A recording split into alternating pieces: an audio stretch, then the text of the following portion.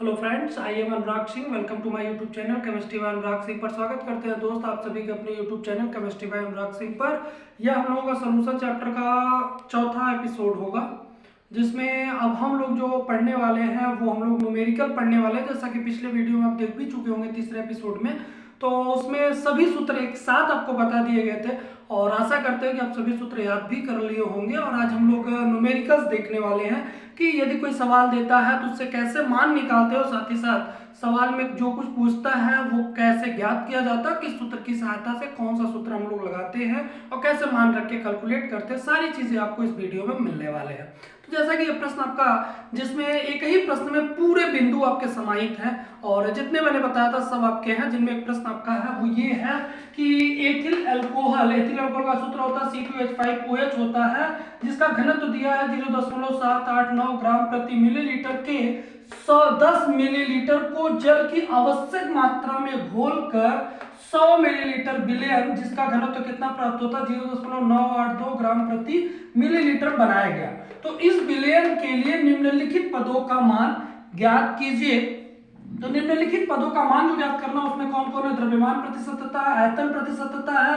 द्रव्यमान बटे में आयतन, इसी को हम लोग क्या कहते हैं? सांद्रता। तो सांद्रता प्रतिशतता पूछा है, इसके बाद मोलरता पूछा है, नॉर्मलता पूछा है, मोलरता पूछा है, मोल प्रभार पूछा है। तो संभावित हम लोग सभी के मान हम लोग इसी एक ही प्रश्न से लगभग जितने टॉपिक्स हम लोगों ने पढ़ा था सभी के मान निकालेंगे।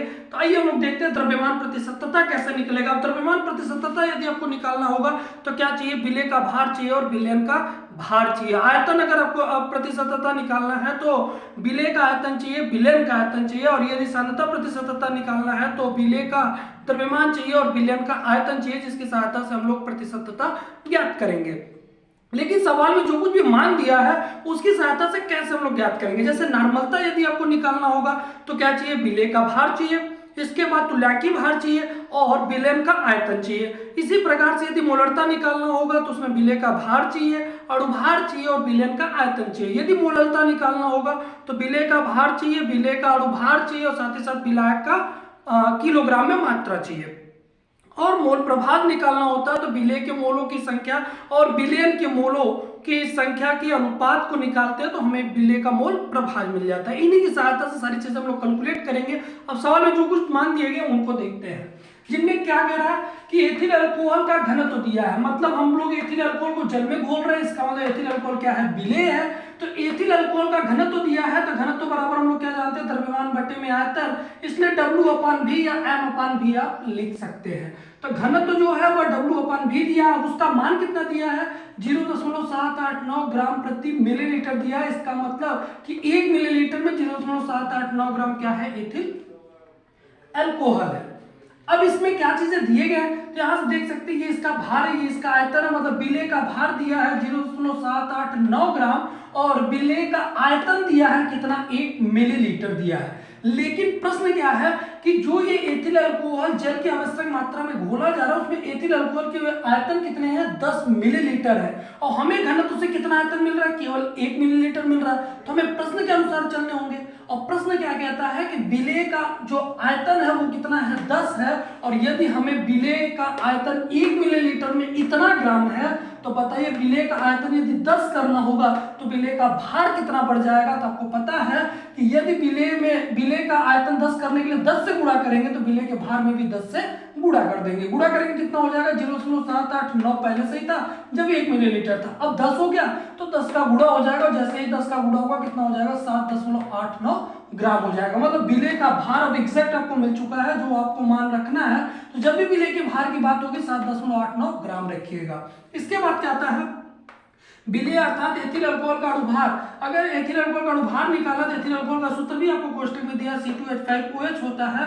अणुभार निकालना तो बताया गया जो परमाणु जितनी संख्या में है उनके परमाणु भार का योग करते हैं। इसका मतलब कार्बन कितनी संख्या में? 2 में, तो 2 गुणे में कार्बन का परमाणु भार 12, हाइड्रोजन 5 और 1 6 हो गए। तो 6 गुणे हाइड्रोजन का परमाणु भार 1 और 1 गुणे में ऑक्सीजन का परमाणु भार कितना होता है? 16।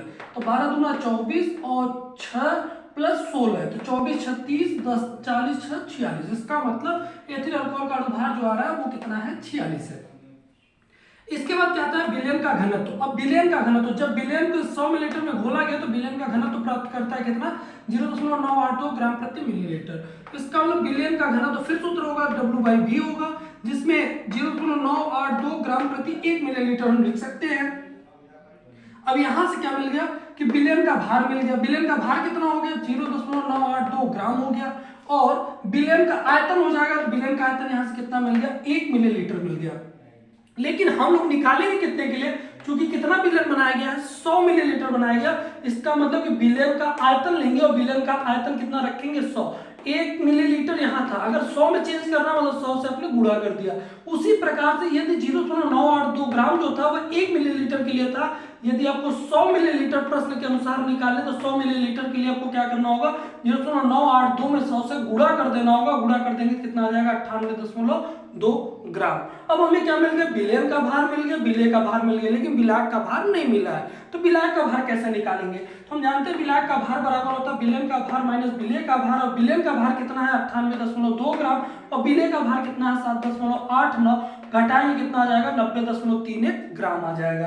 एक चीज और जरूरत पड़ेगी, बिलाक, अर्थात बिलाक कौन है, तो यहाँ पर जल में घोला जा रहा है, इसका जल का अणुभार चाहिए। जल का अणुभार क्या हो जाएगा, H2O, मतलब कि 2 गुणे में 1, हाइड्रोजन का संख्या कितना 2, परमाणु भार कितना होता है 1, प्लस ऑक्सीजन है तो 1 ऑक्सीजन और उसका परमाणु भार कितना होता है 16, तो 2 + 16 बराबर 18।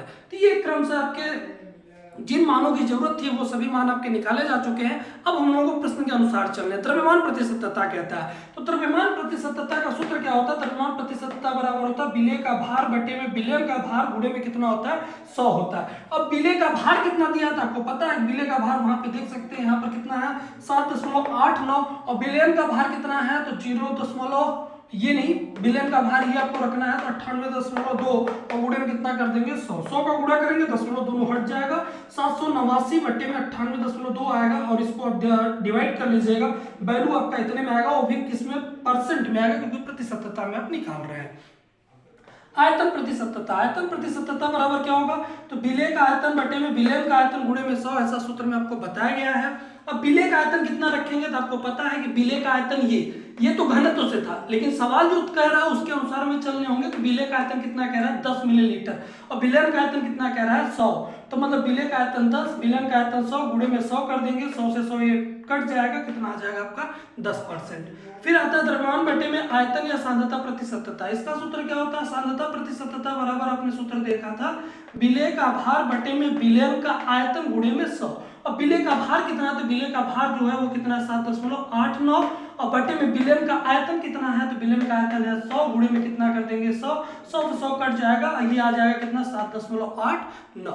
तो ये तीनों और ये पूरी चीजें देख लीजिए। इसके जस्ट बाद हम लोग आने वाले हैं किस पे, मोलरता पर, नॉर्मलता पर, मोलरता पर और मोल प्रभाज पर। तो पहले इतना पूरे वीडियोस को देख लीजिए।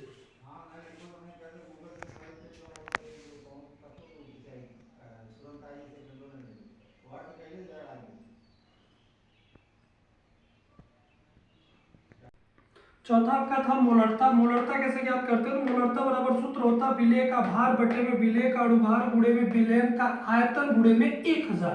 अब बिलियन का भार कितना है, तो पता है आपको कितना है 7.89 बटे में बिलियन का अणुभार कितना है, तो 46 है, तो 46 हो गया, गुणे में बिलियन का आयतन, बिलियन का आयतन कितना है तो देख सकते हैं 100 है, तो इसलिए आप यहाँ गुणे में कितना कर देंगे 1000। अब 1000 का गुणा करेंगे, दोनों का 10 हट जाएगा, मतलब कितना हो जाएगा, ये हो जाएगा टोटल 789 गुणे में 10 बटे में 46, नहीं एक सेकंड है, 7.89 ही होगा, क्योंकि ये दोनों जीरो से ये दोनों जीरो आपका कैंसिल हो गया, तो 7.89 गुणे में कितना हो गया 10 बटे में कितना हो जाएगा 46। अब क्या करेंगे 10 से गुणा कर देंगे, कितना हो जाएगा 78.9 बटे में 46, और भाग दे देंगे कितना आ जाएगा 1.7, मतलब मोलरता का मान कितना आने वाला है 1.7 आने वाला है। फिर अगला प्रश्न है नॉर्मलता। नॉर्मलता कैसे ज्ञात करेंगे, तो नॉर्मलता वो मोलरता के संबंध से, अब मोलरता के संबंध से आप क्या जानते हैं, नॉर्मलता बराबर होता है मोलरता गुणे में आयन की संयोजकता। यदि यह सूत्र आपको नहीं समझ आ रहा है तो जरूर आप जाके पिछले वीडियो को देखिएगा, और जिससे आपको आसानी से सूत्र भी समझ आ जाएगा। और मोलरता का मान कितना है 1.7 है। आयन की संयोजकता है तो C2H5OH असहसंयोजी यौगिक है, फिर भी यह क्या कर सकता है, दुर्बल स्थिति में भी H प्लस आयन या OH माइनस आयन का त्याग करता है। तो एक ही H प्लस आयन या OH माइनस आयन दे सकता है, इसलिए यहाँ पर आयन की संयोजकता का मान कितना होगा, 1 होगा। तो कितना का हम लोग मान प्राप्त करेंगे, नॉर्मलता का 1.7 प्राप्त करेंगे। इसके बाद होता है मोललता। मोललता बराबर होता है विलेय का भार बटे में विलेय का अणुभार गुणे में विलायक की मात्रा, गुणे में क्या कर देते हैं 1000, जब विलायक की मात्रा ग्राम में होती है। तो यहाँ पर 7.89 विलेय का भार है, गुणे में 1000 हो गया। विलेय का अणुभार जो है वो कितना है 46, गुणे में विलायक की मात्रा कितना है 90.31 ग्राम है, और 1000 से गुणा कर देंगे। इसमें जब आप देखेंगे तो 2 अंक का ये दशमलव, 2 अंक का ये दशमलव आपस में कैंसिल हो जाएंगे। 1000 का गुणा हो जाएगा, कितना हो जाएगा 7,89,000 हो जाएगा, बटे में 46, गुणे में 9031 हो जाएगा। टोटल डिवाइड करेंगे तो मान कितना आपको मिलने वाला है 1.89। तो हम लोग पहुंच चुके हैं कहां पर, मोललता। और लास्ट आपका क्या है, मोल प्रभाज। इतना पूरा देख लीजिए, फिर आपका मोल प्रभाज है और इसी पर आपका पूरा कंप्लीट हो जाएगा।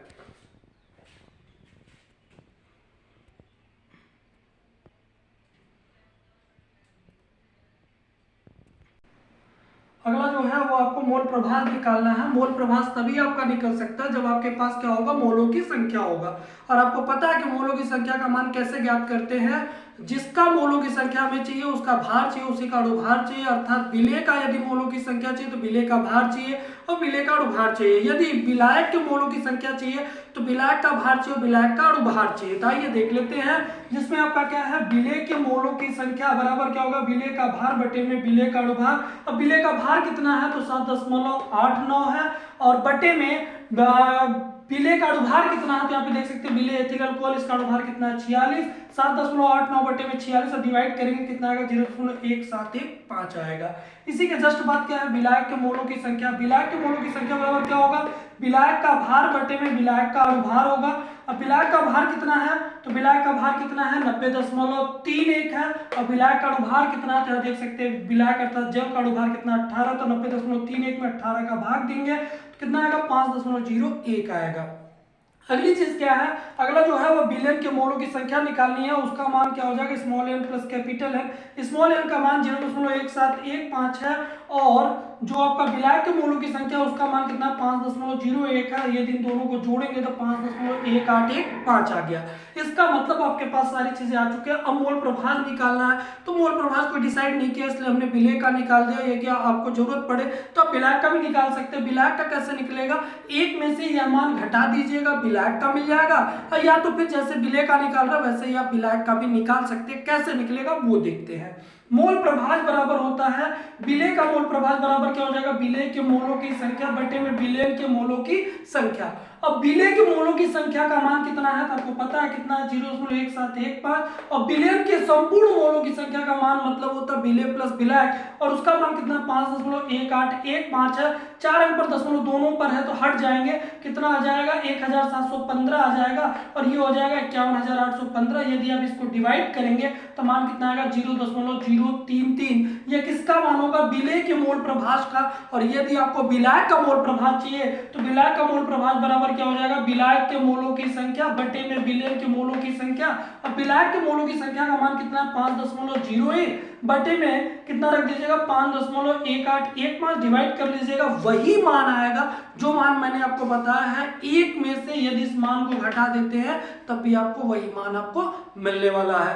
अब संभावित आपको जितने टॉपिक से आप जिससे आपके एग्जाम में प्रश्न होते हैं वे सभी टॉपिक्स आपको इसी वीडियो में मेंशन किए गए हैं, और इस पर आधारित आप सवाल लगा सकते हैं। यदि आपका कोई सवाल होगा तो आप कमेंट सेक्शन में उस सवाल को भेजिएगा, वह सवाल अवश्य आपको बताया जाएगा। बाकी हर किसी का सेपरेटेड टाइप का जो क्वेश्चन होगा जिन पर अलग अलग प्रकार के सवाल बन सकते हैं, जिसमें ज्यादातर जो प्रश्न आते हैं वह नॉर्मलता, मोलरता और मोललता पर उनके घनत्व देकर पूछता है, या द्रव्यमान प्रतिशतता या आयतन प्रतिशतता देकर क्रमशः नॉर्मलता, मोलरता या मोललता के मान को पूछता है। तो उस प्रकार के भी सवाल देखेंगे। ये केवल इस एपिसोड में मैंने इसलिए मेंशन किया था ताकि आपको सारे क्वेश्चन कैसे लगेंगे या सभी टॉपिकों पर एक एक सवाल पहले हो जाए, तो इसलिए मैंने सभी टॉपिकों पर एक एक सवाल आपका लगाया हुआ है।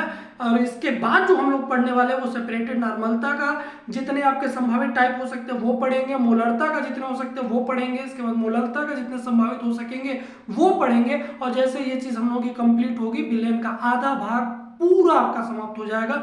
फिर आधे भाग के बारे में हम लोग पढ़ने वाले हैं, और यदि कोई भी आपको डाउट रह गया तो वह भी आप जरूर कमेंट सेक्शन में मेंशन करिएगा, उसका भी जवाब आपको अवश्य बताया जाएगा। और आप सभी से अनुरोध है कि यदि वीडियो सेशन पसंद आए तो लाइक, सब्सक्राइब, शेयर करना ना भूलें। साथ ही साथ चैनल पर नए हो तो बेल आइकन को जरूर प्रेस कर लें। बहुत बहुत धन्यवाद।